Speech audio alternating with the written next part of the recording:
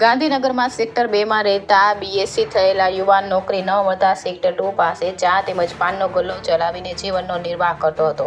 ધંધામાં વધારે મૂડીની જરૂરિયાત ઊભી થતાં તેના સંપર્કમાં આવેલા અમુક માણસો પાસેથી વ્યાજરૂપી રૂપિયા લીધેલા હતા. પરંતુ કોરોના તેમજ ધંધાની મંદીના લીધે મૂડી ચૂકવવામાં મોડું થતાં વ્યાજનું ચક્રવૃદ્ધિ વ્યાજ કરીને મોટી રકમની માંગણી આ વ્યાજખોરોએ કરી હતી. આ 22 વર્ષનો યુવાન વ્યાજખોરો મોટા માથા હોવાથી કંઈ બોલી શકતો ન હતો. વ્યાજના સંકટમાં વધારે ફસાતા સાચું વ્યાજ તેમજ મૂડી પરત કરી હોવા છતાં તેના ધંધામાં તેમજ ઘરે આવી જતા હતા ને ના છૂટકે બીજો કોઈ રસ્તો ન હોવાથી પાર્થે આજથી 3 દિવસ પહેલા કેનાલ પરથી પડીને આપઘાત કર્યો છે.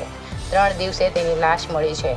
સાથે પોતાની સાથે પ્લાસ્ટિકની કોથળીમાં રાખેલ પોતાના હસ્તાક્ષરમાં લખેલી ચિઠ્ઠી મળી આવી છે, જેમાં પોતાને હેરાન કરતા રાજુભાઈ રબારી, ભાર્ગવ ગોસ્વામી, નીતિન મિસ્ત્રી, પાર્થ ચંદાવતની મમ્મી વ્યાજખોરોના નામો લખેલા છે તેમજ અન્ય હેરાન કરતા વ્યક્તિઓના નામ ખુલે તેવી સંભાવનાઓ છે.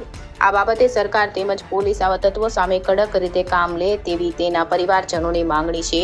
તેના પરિવારજનોનું કહેવું છે કે અમે તો અમારો લાડકવાયો 22 વર્ષનો છોકરો ગુમાવ્યો છે, પરંતુ આવા વ્યાજખોરોના ત્રાસના લીધે અન્ય લોકો સાથે આવું ન થાય તેના માટે સરકાર તેમજ પોલીસ આવા તત્વો સામે કોઈ પણ દબાણ વગર તેમની સામે કાર્યવાહી કરે તેવી માંગણી કરી છે.